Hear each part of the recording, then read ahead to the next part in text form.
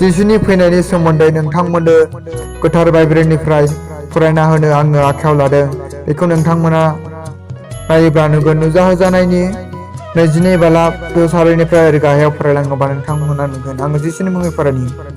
आरो आरफुआ आंखौ होनबाय, बे बाथ्राफ्रा फोथायजाथाव आरो नंगौ, आरो नाबिफोरनि जिउफोरनि फोरबो इसोरा गोख्रै जानो नांगौसैफोरखौ गावनि लेंफोरनो दिन्थिनो गावनि आरफखौ दोनहरबाय। आङो गोख्रै फैगोन। बे बिजाबनि नाबि बादि बुंनायनि बाथ्राफोरखौ लाखथाबग्राया बोर होजाग्रा।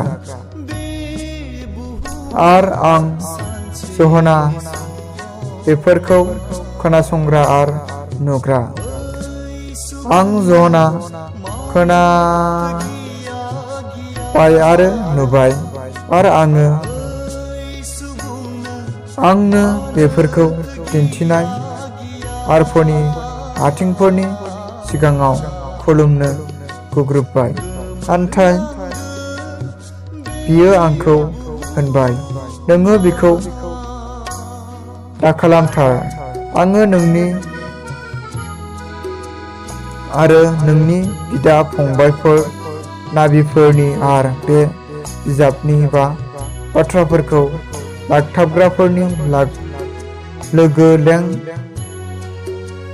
नोङो इसोरखौ खुलुमदो। आरो बियो आंखौ होनबाय, नोङो बे बिजाबनि नाबि बादि बुंनायनि बाथ्राफोरखौ सिरि सिरि दादोन, मानोना बोथोरा खाथि।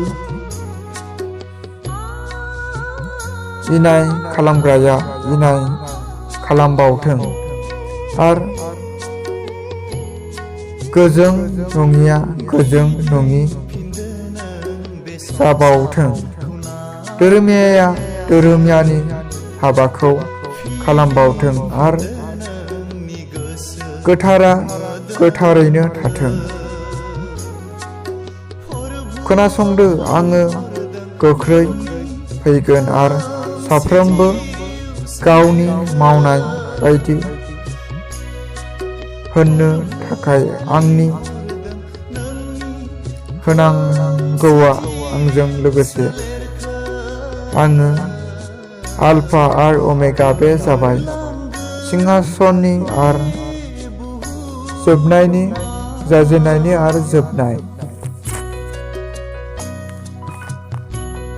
गोथांनि बिफांखौ मोननांथाव जानो थाखाय आरो लांनाफोरजों नोगोराव हाबनो थाखाय गाव गावनि हिफोरखौ होग्राफ्रा बोर होजाग्रा। आल्ट्रा मावग्राफोर, मोन्थोर गोरोंफोर, बिहि खाग्राफोर, मानसि सिथारग्राफोर, मुर्ति खुलुमग्राफोर, आरो नंखायखौ हामजाग्रा आरो मावग्रा साफ्रोमबो बाहेरायाव थायो। आं जिसु बेफोरखौ गिर्जाफोराव नोंसोरो साखि होनो थाखाय आंनि आरफखौ दोनहरबाय। आङो दाबिदनि रोदा आरो फोलेर, फुंनि जोंब्लावनाय हाथरखि। आरो जिसुआ हिन्जाव गोदाना होनो, नोङो फैदो। आरो खोनासंग्राया होनथों, नोङो फैदो। आरो गांग्राया फैथों, गोसो जाग्राया गोथांनि दैखौ ओरैनो लोंथों। इसोरा बे बाइबेल पडनि सायाव बोर होथों। आरो आंनि फरायनायफ्रा गोरोन्थिफोर जादोंब्ला जिसुनि मुङै क्षमा खालाम। मानोना आङो आंनि बे इउटुब चेनेलनि गेजेरजों नोंथांमोनखौ सप्तासेयाव खनसे इसोरनि गोथां रावखौ फरायनानै होनो आखायाव लादों आरो हायोबा सप्तासेनि सिगां आं नोंथांमोननो गोनां बाइबेल पडखौ दिहुननानै होनो आखायाव लादों। खोनासंग्रा आरो फरायग्रा आंजों लोगोसे थानानै जिसुआ जोंखौ बोर होथों।